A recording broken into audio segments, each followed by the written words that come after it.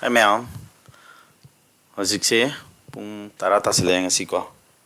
Pung tara tare. Ado aise aigi YouTube video ma'am thagatabsu kuire. Aigi viewer ma'am amna video thagalatri kai no na ma'am haire ko. Ado ai video se matam khara aigi thabak personal problem khara leibdagi ko thabak sin madai hai tare sing na thagat pangam jarudre ado hoji ngasi dege dum ai leptana aigi viewer singi ko manipur da leiba thabak exam thaning ba ko mathematics na maram moraga thabak exam thabada problem thoiba satra singi khara do is mati pangsi khalaga I video je nungti sang na bunum hona jarake ko sang na bajungam boy jage ado ngasi aina togdoi video sidi ko aina ai satra sing ko hoji offline class ta su taknari ba chapter ai ICL sam tai har ba ICL sam sida khoina ko yam laina sungi delhi sumda ba satra sing ko delhi gi waja he ba me amna ta ko do makhoi gumna ban makhoi dagi bu hena khoina kamai toraga anka je ICL sam ga gajing je shortcut solution ba yaga dagi haba do adu khara do su learn to boina ina question khara collection toraga ko उसकान की latest question था तारे ने CPU वगैरह CGO वगैरह latest question तो आई theory tak lor kan dum nai nei ba koi coaching satra sing ado aina ai YouTube viewer sing gi ju khalaga si question myam jai nei na ge ado question sing se ai yam live shortcut sin na hol ka ni ko ado ma di speed hana so taw gani ado speed sumaina si yong na thu na hot ngam ko ado ut ka ne ba ko ado lor kan dai myam gan da na explanation am tor ka ne yong ado video se suksu chu na kana ne khalle ado interest level satra sing loi bo dum yim bi na ba I request to jari ko or je question number 1 da hai je the largest number of 4 digits that is exactly divisible by 17 and 36 I gi 4 digit ki khwai chaw number da 17 amasung 36 se sini en ba khwai chaw number thiu sidi aseng bagi number system ki chapter oi dini ko ado si divisibility pan ba number system chapter du oi dini ko moi ICL sum ki ko yen ba bagi niom ICL sum ga ka du na hapsile ka skwai de nei na je si 17 amasung 36 ni en ba number hai thi du ni ko adu de akoina masida sida makoini en ba number thi ba se kwai chaw number hairam mani na option da ko kwai chaw option da gi thi ba ho dong ne se sumang ka se kwai chaw option da target to da ba 36 ni en ba hai ba se me 4 amasung 9 ni en ba number thi du ne ba ko yan da ra ja maram kai gi no hai taraga di 4 amasung 9 hai ba number ani se mabani gi ICF 1 tai ba ko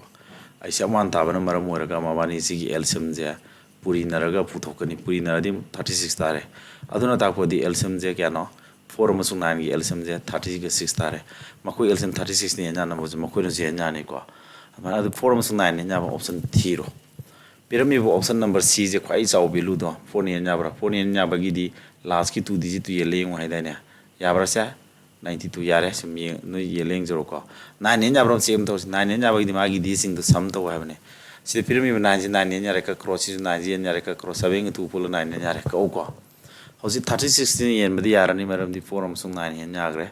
next 17 ni nya bra check to ro ko 17 nya ba gi check to ro se 17 la pha di kharam nungai di ko sulap sin no edum khara 30 bawde do dum delhi gi jasing dum haram ngani no YouTube yang matam da haram ngani tai ba I samang se sulap 50 dum phai bu ko sulap se khara ling na mayam di hena phaba sin am laksa bu matang yaw re adubu aina 50 bo pha matam da yamna akoi 40 mathak swai jam kana ba yaw de bu ko to ena frequently sangai ji 20 sulap khare hengat pa 30 bo manung ji am thoi sangai 30 bo pha na de khwai de fore adu 17 ni nya ba 17 5 za 85 la 85 oi di 12 la 129 orani ko adu 17 7 za 119 129 de 11 khadu di 10 la 10 du ga 2 pudri ji 102 76 za 102 yen nare adu smai to answer thirani ko aina si noi de explain to no hona ba gi khitang am su sang ne se mentally phajan hot pi ai ko aham da 36 na yen ba number hai se kwai saw mona largest number palam ni no kwai de gi saw ba largest option du dagi thira khanda 36 ni enya ba di 4 amasung 9 enya ba check tawrani 4 ni enya ba di last 2 digit enya ba yeng hare adu yarama mina am mathang 9 ni enya ba check tawro 9 enya ba di ma gi di singje 9 enya mai loi to kro 7 tu full 9 si ju yare adu ta di 9 enya re mathang 17 ni enya ba am check tawro pa yaram me adu ta di mana sa tare next yaram draga di noi to du se mathang gi largest next largest option number B dum check to du ni smai tawro hot ka da ba siang ka ji di ko sidi en teno shortcut lai roi hadi sidai sida noina thiba khotpa da khara thubu do adu ne ba heng noina sida daka war ka du ko next question nam yeng se Next question is ko. Two numbers are in the ratio 3:4. Number ani se ratio the 3:4 the lay. Higher number ani se puri na fall. Ko. Product of dhyan nate makoi isaac some pui na phone je pira mesi 2700 ni na. Higher number ani se this ya tagi. Siang ka je heng no khut ma tam da. Second manga du loi ya kamana loi clue ma lei ba. Kari clue no. 3 amasung 4 ne hare ratio sidi yanga 3 ga 4 ga ji kya no tisina kana 7 maram ni mana sai sambu thu apne na adudi mawani sam to ga 7 tare adu ta di 7 ni na ma thiyo option number b ji 7 ni nyai a di abra 45 7 ni yade c di 7 ni abra yade d di abra yade adu ta di option number b ji sa tara ne ba ko adu na sumaina 7 ni na ma thiyo ji di second da to ya ba thabuk na tru option ji da value su yam saw sum to yaw de adu ta di second ma ga da loi ni ba si angka ji kaidobugi aina 7 ni nyari no habuduna ayu praman tora age bako yamo akwena ratio habase sida theory masam tak tab yadre ko ratio ji kamai ore khige habase ratio piramani ratio gi matang da explain masam to ge ratio habase piram number ani 12 ko number amaga 15 ko number ani pirami khalob ko sumaina number ani piram sida akwena ratio haina puthui ji atai nate ahan mada mabani gi aisep han putu kadaba ko ratio puthom ne da aisep han putu tu ne ba ko aisep se kya tani me aisep putu pagi shortcut ma cham ga mutam ge mabani gi difference hana putu mabani gi difference d ne mu silage ko d hani ri difference hai ne ba khanga ba ta ka fitting gi difference kya ta me 3 ta dro hai ri ba mabani gi difference 3 sin ani mak si nya dra yare ko yaram dra ga di aisep oiro yaramina aisep oiro ni yada bai matang gi ju lai ko aisep se 3 no oire sumain aisep se khanga matung da ratio ha ji puthok tu ni kamai puthok tu ba pyramid number ani do mogi aisep ori ba 3 sina yen thoni 12 ta yen thodi 4 thonge 15 yen thodi 5 thonge adu ratio gi simon is 2 thong da ba have the 4 is to 5 have gi atra di ahan ma number du na 12 oi matam da ani suba number 15 je sin 5 oi han sang ta ko bilu ne have ratio si ma mani aseng bilu na ti sang dam na bagi bilu sang ta ko bilu hai tare ko adu ratio je noina kari matam da ko ratio je sumaina piro mata da nang tawdu se asing bilu ni lobe roi ma je asing bilu na te nang yu asing bilu di ta fiting na tro asing na kathala ta ko ne asing bilu di chang na bilu ne ba asing bilu je uhen ge ta ra ga kana na mo puri ni nga sai asing ni yen thoki bana tra do yen thoki ba asing to nam puri ro 4 3 to ko 3 no puri re ni ko 5 to puri ro 5 3 se kya 15 adu asing ma na ma dam phangam bre ami ko sa adu di kari khangin noina ratio da piram ma je aisep na purisin ga asem man batai ba sima kawrono hai ko si concept sai use to dore ba ratio da piram ba je do ba aisep na puri re di asem bilu tai hai ba ko asem bilu di na te ratio du asem bilu ta nge di asem na puri ne ha ba sima kawrono si concept use to dore ba adu di yo hojik se ratio da 3 is to 4 le rame har ba number ani je ratio da 3 is to 4 le rame mo khoi aisep tu kana no piram bra puthok pusu ngamoi number ani du khang da mi ka ma aisep puthok tu no nga sai gi du budi hoje eno khudam mom pi budu budi number ani do hana pi thog lei bagi ekona aisep tu phuthok ya bai wani sidi number ani du chukang khang da bi piram abani aisep tu khangaroi khang da budu ekona ngak tang x kumba variable ama loksillo adudi aisep na puri di asema value taroi do 3x tarani ko adi sida 4 da puri di 4x tarani sumai tawga ko awtaraga di number ani do aseng bagi 3x tare amana 4x tare ko aseng value ni hairani hoje aisep nu puri silamen adudi number ani do sum tawro value do kya no ha ma question hanga mi amani sum tawro di 3x ka 4x ka di 7x tar bro adudi taraka di answer je keno 7 ko number ji ga x hari ba sai aisep se puri na taraka ne habane ko adudi akhona khange adudi puri na bada 7 yaw gi tara di taraka du ba answer do 7 ni narani habadu ne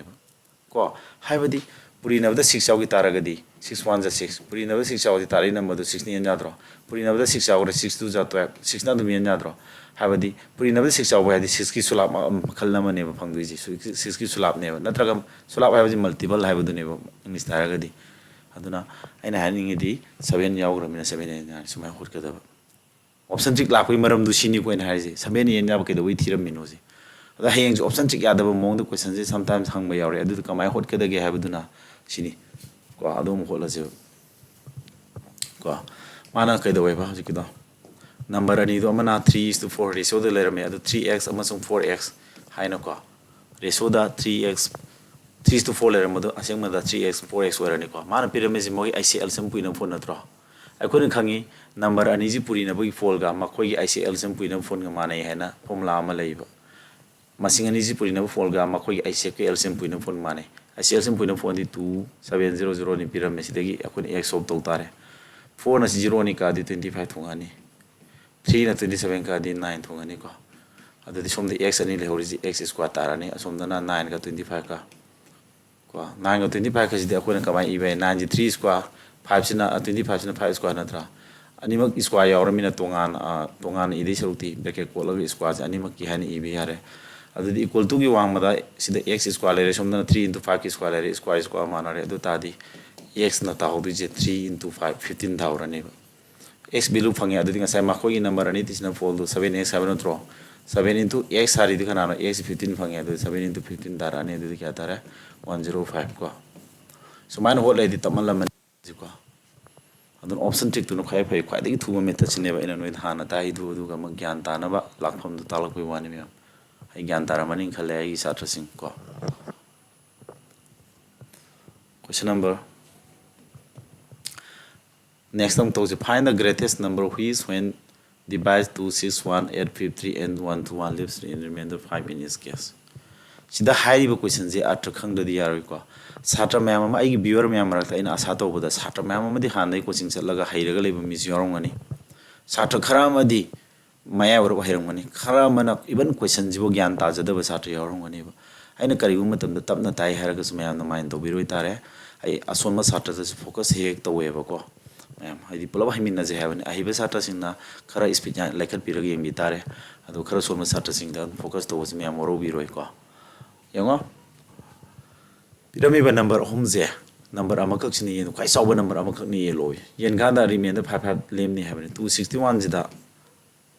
अमसु 853 जिदा अमसु 1221 जिदा हाइबा number अकुन पुतो कुदि number ये नि खलो मान येन गादा सब सब माना 55 लेम नि हैबन 55 लेम नि हैबन को अब तारदी सी नंबर जे कनानो अदुम नंबर पुथो हैबने सिदो याम लाइबा शॉर्टकट अम पुथोगा कोइना अंक जे सेकेंड मंगा द फोटो इन खितंग एक्सप्लेन तौ लेग्रे को आइना तौदु जे अनसा ngसाइन उ यारा फोन को आई खितंग एक्सप्लेन तौरमगा तौरसि को नोइ ताकपगि मतम खरदि चंगदोरे यंगो n को नंबर जिना 261 द येन कांदा क्या लेम दिबा 5 लेम ने हम नत्रो अखोना लेमक पा हाइजे फरक ताबा हैबने फरक तारि ने बको n जिना 261 द येन बा मतम येन थोक मतम 5 लेम हाइजे फरक तारि हैनि फरक तारि 5 से लोक थोकि तारगदि सबसा येन यारा मोइद्रो हाइबदि यान तारि बाउजि हाइदो 261 द येन बद 5 लेम जिना ताकपदि 5 से फरक ताइ हैनि फरक तारि 5 तो लोक थोकि तारगदि क्या ताहोरा 6 5 2 ताहोरिबा नंबर दुदि सबसा येन यारोइद्रो अदुदी हजिकी n हाबा नंबर जे 256 पु येन याबा नंबर ओरने 5 लोक थोखरगा लेमौरिबा हजिकी 256 हाबा नंबर जे सिगी 256 हाबा नंबर सिदी हजिकी नंबर n नुना सबसा येन यादोइनेबा अदु 256 पु येन याबा नंबर दी 256 हाइ 16 स्क्वायर 16 अदि येन यारे अतै येन याब्रा 19 येन याब्रा यारोय 17 येन याब्रा यारोय 18 येन यारोय अदु तादि 16 सन साथार समाय होटकदबा अदुम साइना सी कोक सिता लं तोरम ता सेकेंड मंगा द लोइनि म्याम यानिंगे को सी स्पीड तो खोता रगदि कोइना ऑफिसर एग्जाम ओरो हजि सीपीओ गे क्वेश्चन निको से अदु मतम नंग प्रॉब्लम ले रोइन खाले को सी स्पीड तो यार मे होना होना से को अदु कोइ थोगा फजना हो ले तारगदि थ्योरी दगी फजना तागदि असागी पिरामिड नंबर 261 दा लेम अरेम दु लोथोखरगा लेमउदु क्या बा बिलु 256 तादने अदगी 853 दजु लेमको 5 तो लोथोखरदि क्या थावरेसे सिदी 4 840 थावरबसे तारिगोसे अदे अम 1 2 2 1 दगी जो अरे म 5 तो लोथोखरदि 6 1 2 1 6 सिदा रिमाइंडर लोथोखरगा फंगिबा नंबर सिंगदि सबसानि येन जारानि अद मखोयम जी येन जाबो खाइसाव नंबर मखोयम गे एसे पुथो अदु तारे अदु मखोयम गे एसे पुथो लेरे मतम संगनेबको सुमाइनो होतपजी होतपम दि थोको पोनि अदु काना दि थुबदि ngमोइबा अदुना सिगी अप्रोच सिदा खोइ तौरोइबा हौजि आइना तौगिबा मेथड तो अदमाना कांसेप्ट सिनर होलोबको सुमगा सु लेबा पोनि Koyna हौजि हाइदो next the least number which should be added to 1351 so that the sum is exactly divisible by 2468 ko 1351 da karamba khwaidai pikpa number ama tinchilaga madu 2 ne 4 ne 6 ne amusu 8 ne yadoino ma haisi ko ata di tarakudi ban saji yengo ꯑꯩꯈꯣꯏꯅ ꯉꯥꯛꯇꯪ ꯇꯛ ꯂꯥꯎꯅ ꯈꯟꯕ ꯃꯇꯝꯗ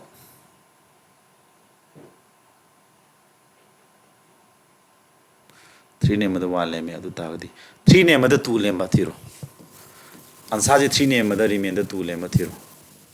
three ꯅꯦꯝꯕꯗ two ꯂꯦꯝꯕ ꯍꯥꯏꯕꯁꯦ ꯃꯥꯒꯤ ꯗꯤꯁꯤꯡ ꯊꯤꯁꯤꯅꯧ three ꯅꯦꯝꯕꯗ two ꯂꯦꯝꯕ ꯍꯥꯏꯕꯁꯦ ꯅꯦꯝꯕꯗ ꯀꯌꯥ ꯂꯦꯝꯃꯦ ꯔꯤꯃꯦꯟꯗ ꯀꯌꯥ ꯂꯦꯝꯃꯦ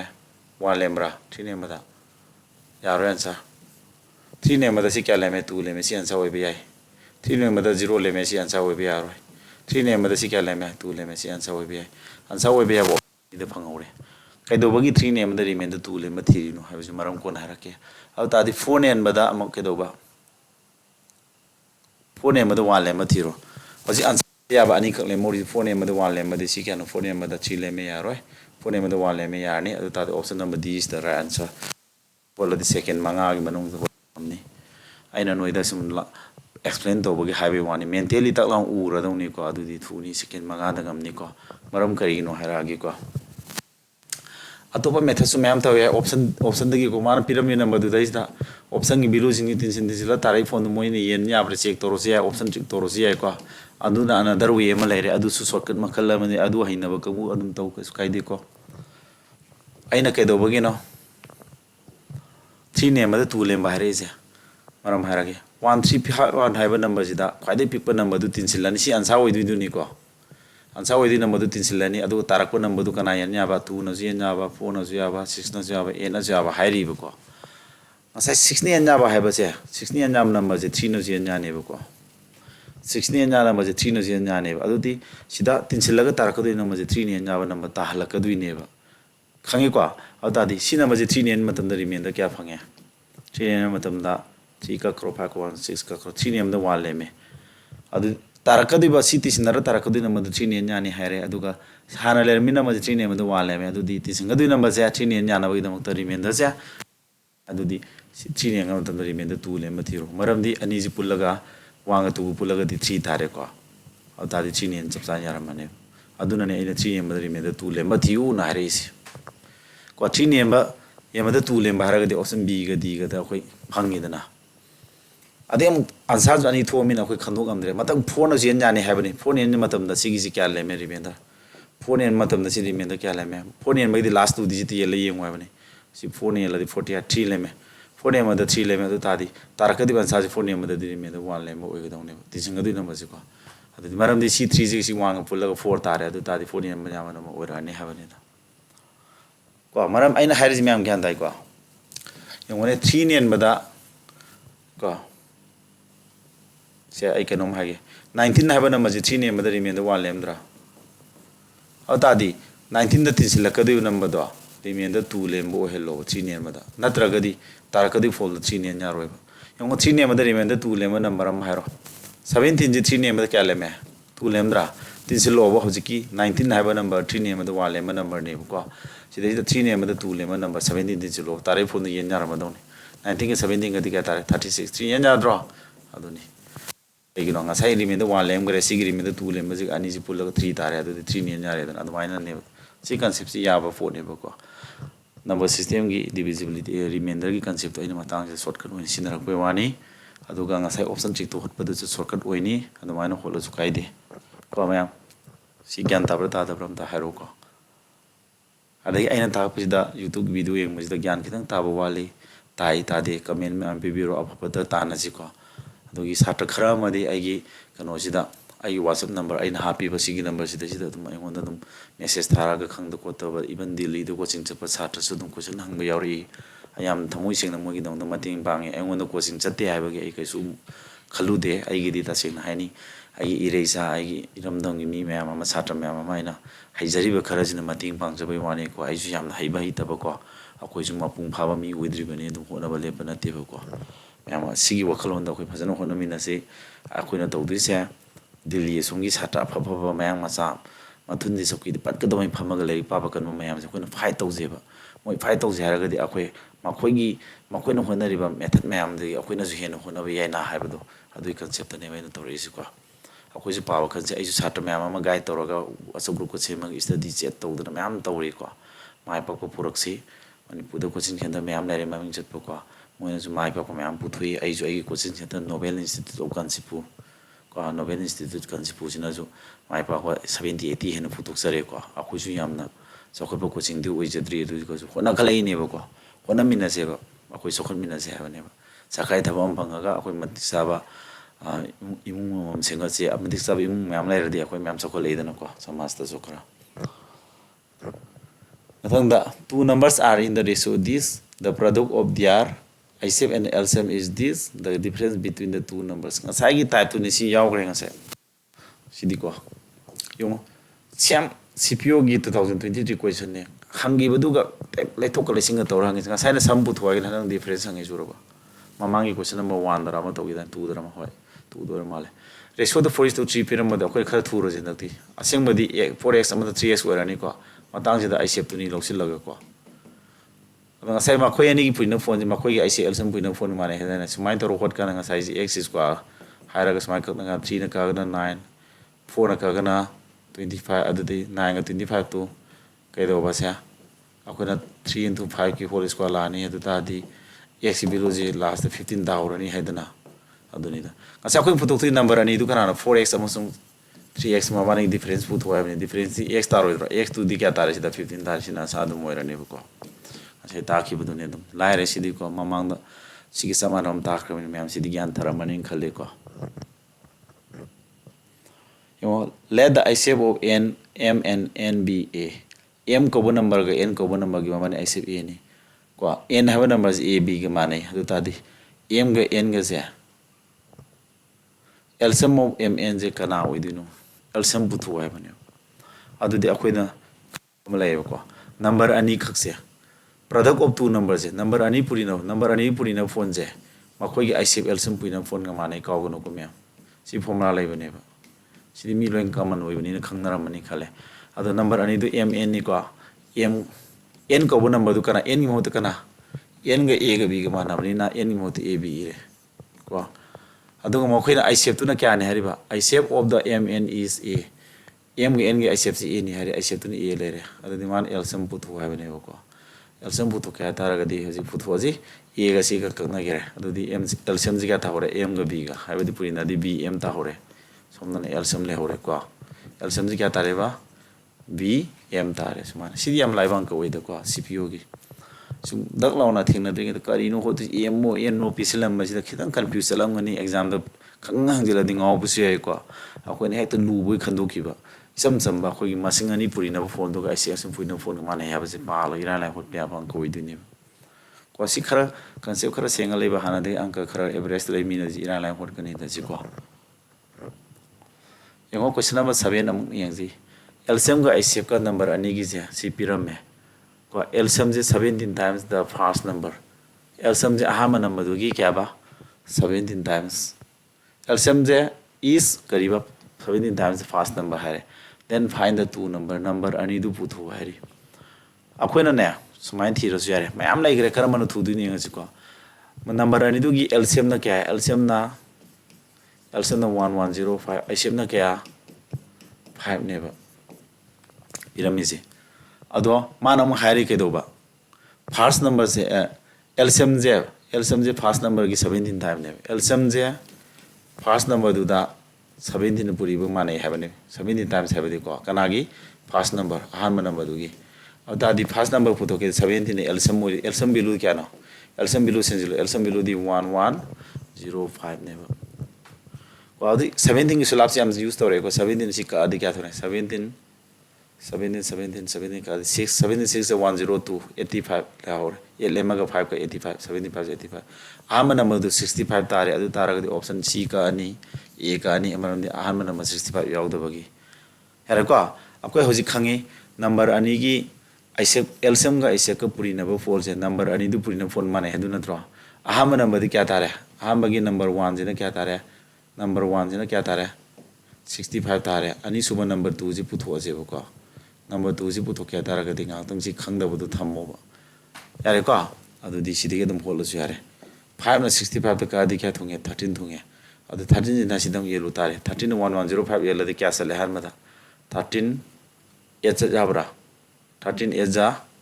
104 ye na cha tore adu di ye na hobo number ta du ni 75 ti ro si tara option number di sidi ge dum to su yare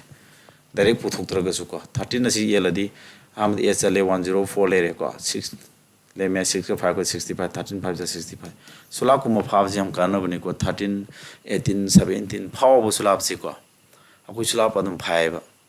yan da raisa sulab se ko na si angka jan prepare tor ta ko na te 18 sulab ha 18 1 18 18 2 ja 36 18 6 54 18 4 17 18 5 ja 90 18 6 10 18 7 ja 126 18 is a 144 18 9 is a 162 18 10 is a 180 sumana aina hainga mi sumana ainu thiri se phai ha uthui ni ko phawa akhona hana 118 boxula phawa gi speed tu gi sa phawa kana bane ba se nai paning na bani ko ina haise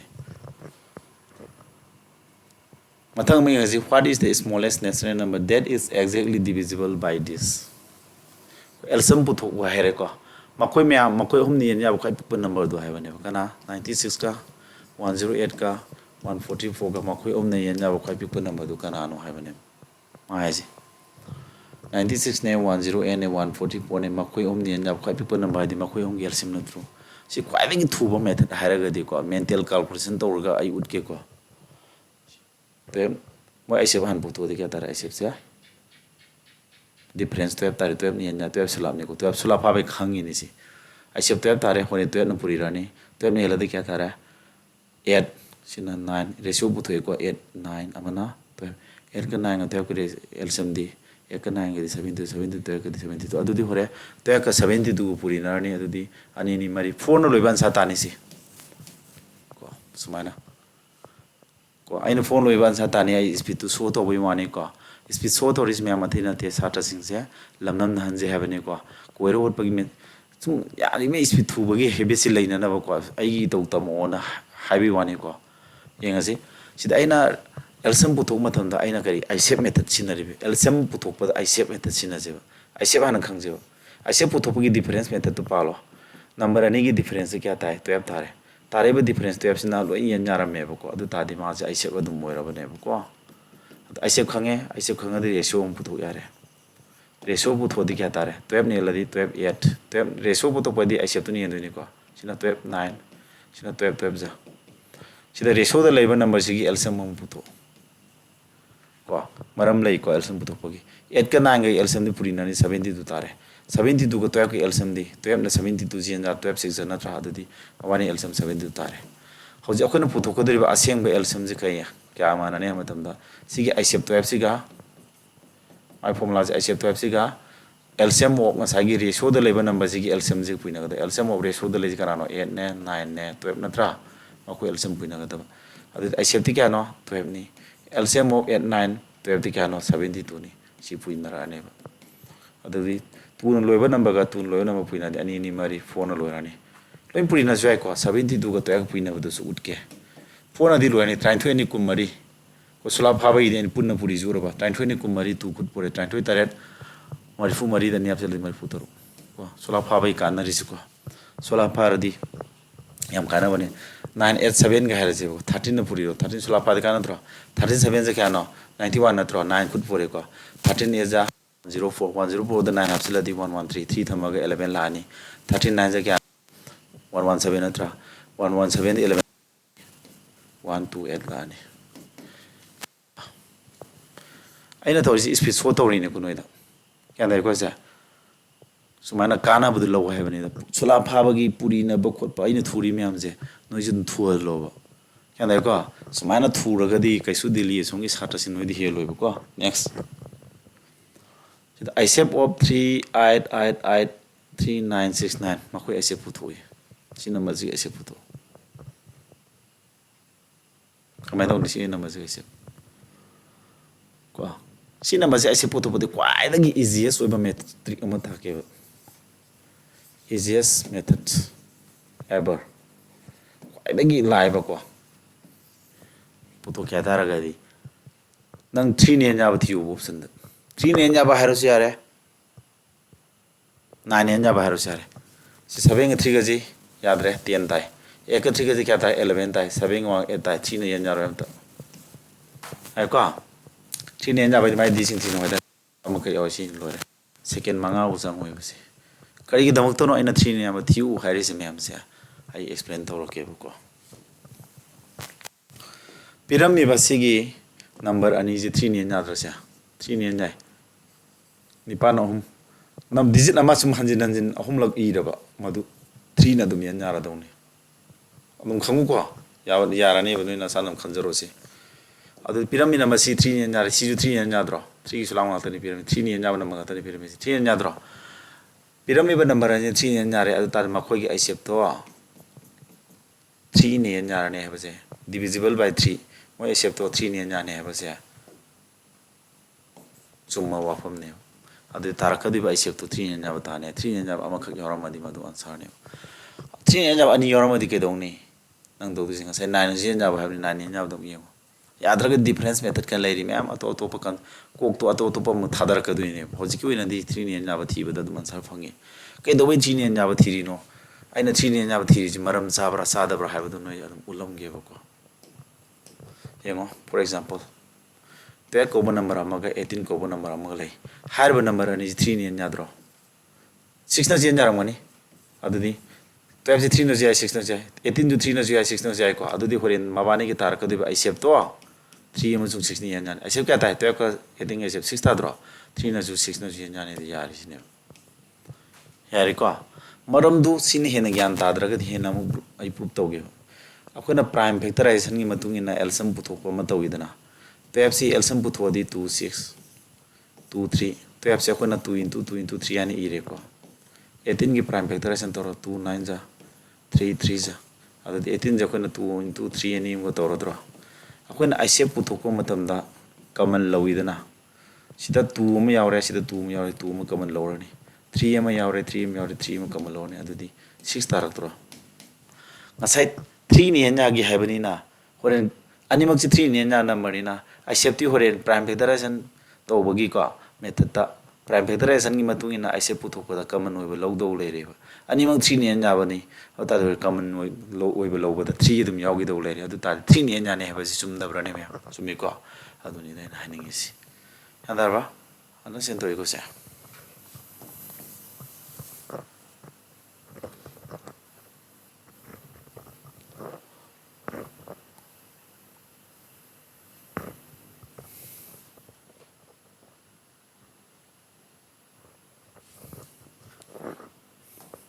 Simyangji, the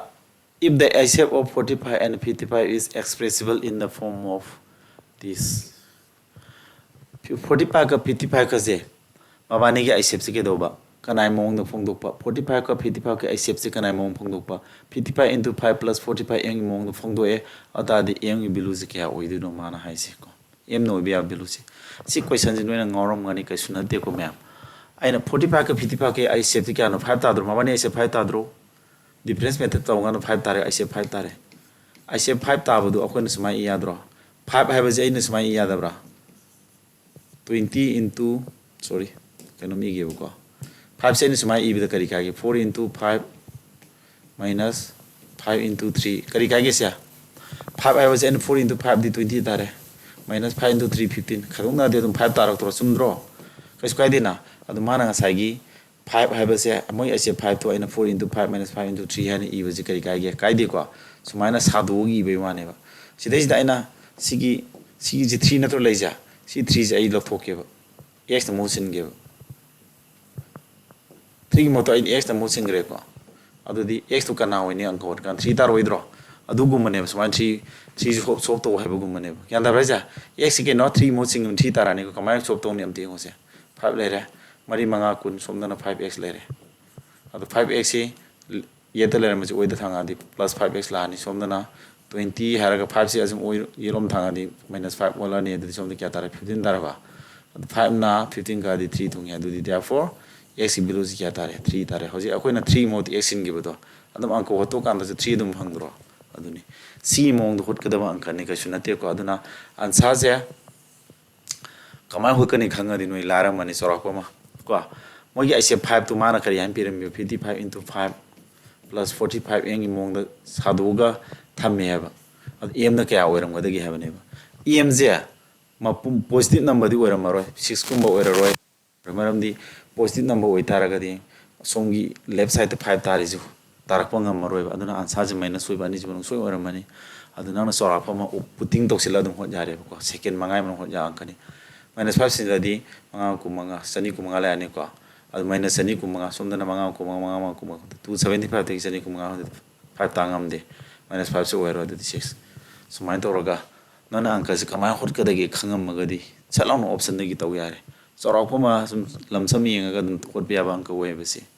तो कमाय होतुरी गे से सी type से अनुभव होइबगी सुम थेंगनद्री बगी खंगथेंग थेंगनब कमाय होतुरी no खंगद्री गई मतम खरदि संगने कमाय होतु जानो सिंग से मतम खनबजे अंकद मतम मांगनरी से क्वेश्चन उब खुद थांगम गदौने अदु ngमद्रबा हाइंग नंग मोइबा क्वेश्चन पारनी अथ खंगनो होनरनी कमाय होतुरी गे खले खाना अंक जे नंग दबने प्रॉब्लम दे अदुनेबा अदुना नोइना हेंग युमदगी YouTube को मेंग होना बोइरो कोचिंग से पोइरो नोइने थिदियो जा जाते नते एग्जाम दा हंग पे अब मोस्ट ऑफ मखल खुदिंग बकी क्वेश्चन जे नहीं नाबो हाना नहीं होबदा का वाइबा मरम दि नंगमना एग्जाम दा अनोबो क्वेश्चन थेंगना दा हाना हंग्रब टाइप मसिंग थोबदि काइदि को थेंगना ए सी सुमाय होपंग कनि को खंगादि थुना खुद थांगम दिनि अदु तादि स्पीड तु लाकने अदु इनंग नोबो ngak to वेरानी एग्जाम दा अदु तादि क्वेश्चन दु नन फना ला अंक हिबा लेटर सलकपा हाइबो रजु अनम यारोय वारकने खरा को इनों नोबो टाइम हम थिंगलादि ओजावइबो इबो खितंग खनगनी है तारे ने तसेंगना सिदि find the least number which when divided by 4 9 12 and 15 leaves remainder 3 in this case 4 ga 9 ga 12 ga 15 ga makhoi ne ma 3 lemba makhoi ne yeli khuding 3 3 adum lema leiba adum kwadi pick number least number ma putho hai sigi option trick to we hai kamaina to we hai man haije 15 yen ma da su 3 lem doini 4 ne ma da 3 lem doini 9 ne ma da 3 lem doini 12 ne ma da su remainder 3 lem doini hare akoina remainder se 3 lem hare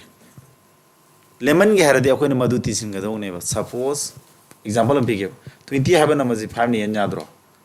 au 3 lemon ge hata di ke dau tare akoina ado 20 ji 5 ne yan ya 3 lemon ge 3 tin sila di 23 do ni yellow 5 ne lemoi dro lemak कदबा मसिंग दो तीन लो लेम ननबगी दमक फरक ताना न तीन लो है अदुदि अखोना होजे अतै को अम साना रो 15 गी जिक सिन से 15 येन बदसु 3 लेम दुइनि अंक जे पुतुक्ति नंबर से नत्रा अदुदि 15 येन जाबा नंबर से कना लोइने 15 येन जा नंबर से मतम सुपद फार्म लोइबा मा नत्रे हरगन और 15 येन जा नंबर से 0 नो लोइबा नंबर सो हरकने मरमदि मादि फार्म लोइबा नंबर निना 5 नत्र 0 लोइबा नंबर तारकने सोलाप्सन थिरी येंगो तानेबको अदि 15 येन नंबर जे 5 न लोइनी नत्रगा 0 लोइनी हारे अदुदि होरेन 3 लेमक तुइ नत्र 4 and 9 12 and 15 lives remainder 3 in the case अदुदि केदोबा 15 येन बदा 3 लेम हारगा देदो तारे 5 येन बदा केदोरा सि 5 लोरे 3 लेमक न 3 दिसिला दि क्या ताने आंसा दु येन लोइबा तारने नत्रे आगन आंसा दु सिदा 3 लेमक 3 दिसिला दि आंसा दु क्या 3 लोइबा तारने आंसा 3 लोइबा नि सि दि येंगो वा अदे अमक असai 9 एम द 3 लेम बाहरी सिदा दम येंगा मसे हारेदा 9 एम द 3 लेम बि येंगा कान दि 9 एम द 8 का वांगा 9 तारे 3 लेम सिदा 9 एम द 3 लेम नि हारे सिदा रे सिदि 9 एंगा द 9 9 एम द 4 लेम सिदि सेनि सोन सावरो का दि स्माइल द ऑप्शन नंबर बी तारे को 15 एम द 3 लेम बजे सि तोरम द्रसु 9 एम द 3 लेम येंगा गा दुम यारम ने को अंक से अदुम द येंगुद्रे ना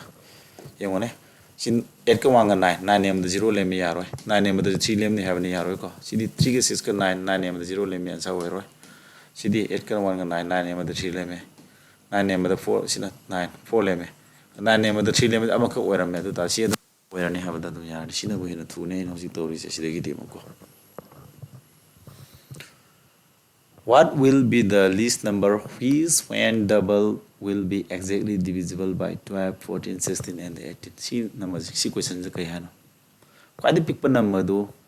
karama number we do no hariba kwadi pick pa number do si number do akhoi puthok de number do answer do si ni khalo si number je ke do ba si number je 2 na puri laga double when ba ba di madu saruk ani when ma means 2 na puri ba fold when ba wera ka da tarak pa fold do ke do ba si number ama le re akhoi puthok de number answer do अदुदा तू न पुरी का ना कनानी जागा दो 12 न जिन जाबा 14 न जिन जाबा 16 न जिन जाबा अमस 18 न जिन जाबा नंबर ओइ बा हाइबने अदुदि अंक जे कोने के दो तारे सी नंबर जे 2 नियन का दा 2 न पुरी रगा ता 2나 ꯍꯦꯛ ꯄꯨꯔꯤꯁꯤꯟꯀꯥꯟꯗ 18ꯅꯁꯨ ꯍꯦꯟ ꯌꯥꯅꯤ 14ꯅꯁꯨ 16ꯅꯁꯨ 14ꯅꯁꯨ 12 ꯍꯦꯟ ꯌꯥꯅꯤ ꯑꯗꯨꯅ ꯇꯥꯛꯄꯗꯤ ꯍꯣꯔꯦꯟ 2ꯅ ꯄꯨꯔꯤꯔꯀꯥꯟꯗ 9ꯅꯁꯨ ꯍꯦꯟ ꯌꯥꯔꯅꯦꯕꯀꯣ ꯑꯗꯣ ꯁꯤ ꯅꯝꯕꯔ ꯉꯁꯥꯏꯒꯤ ꯑꯩꯈꯣꯏꯅ ꯄꯨꯊꯣꯛꯇ ꯑꯟꯁꯥꯔꯁꯤ 9 ꯍꯦꯟ ꯅꯝꯕꯔ ꯑꯣꯏꯅꯦꯕ 3ꯒ 6ꯒ 9 9 ꯍꯦꯟ ꯌꯥꯗ꯭ꯔꯦ 2ꯒ 6ꯒ 8 10 ꯌꯥꯗ꯭ꯔꯦ 13 ꯌꯥꯗ꯭ꯔꯦ 9 ꯌꯥꯔꯦ ꯑꯗꯣ ꯑꯃꯈꯛ ꯀꯩꯗꯧꯕꯩꯅꯣ 9 ꯍꯦꯟ ꯌꯥꯕ ꯑꯣꯏꯅꯤ ꯍꯥꯏꯕꯒꯤ ꯃꯔꯝꯗꯤ ꯑꯇꯩ ꯅꯠꯇꯦꯀꯣ ꯌꯦꯡꯉꯨꯀꯣ sida number amaka pirameba higher number du 2 na puri aduga horen 18 yen jaba number helakadoineba 18 yen jaba habadi 9 na jen jaba number oigidauneba adudi puriba number du 2 na puri silakanda 18 yen jaba natra 9 yen jaba yata si puri ni number hana number adum oiram dau lera kamaina 2 puri sil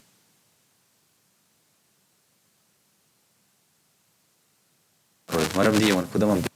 57 habasi 9 yen jabro two na akwai puri ningbu puri sil two na puri sil su 9 yen yaroi ani tare tramni ani manga traunga tatu natro adu si 9 yen yabro yaroi ba ko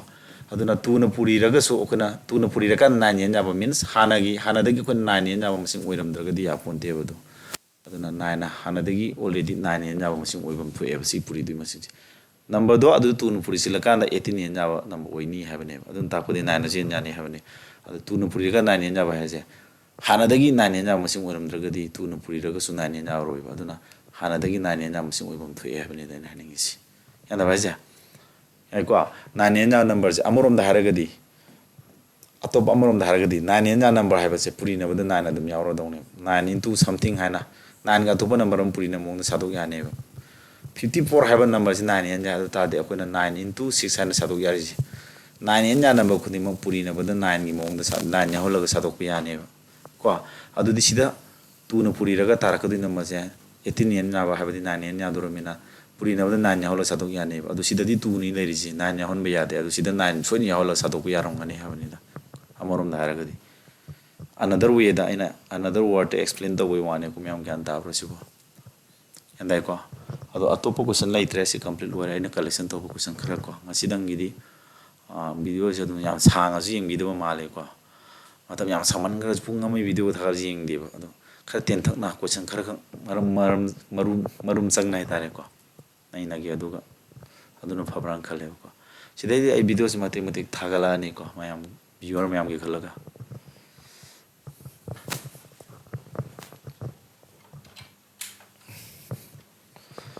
ko mayam mai su mut khre timing sana ko class lu sila ai inverter na backup tori ne ko andagi yengo mayam kana bolong mina rasi ko akoi masen kanu hot na minaraga matik saba isai san ningi ba thos na mai pa ko ina na ko iso kurum jaraga ko yam na nuksi jana ba mongda ko lai khona mina ji knowledge ya to mina ji chine na roi the feeling message ko mayam sigi di lo silage video se yengo aduga ai video se nungai taraga di noi adum like am to biramo adu subscribe to silo ma tum aina video myam upload to ko da notification lakna ba ko bell icon do nambiro aduga ai video je khara dum mi ato friend circle myam ko mani pu le ba satra myam u phang da myam u phang na khara share to bi ko noi na ko yare ngasi du sila si gunan myam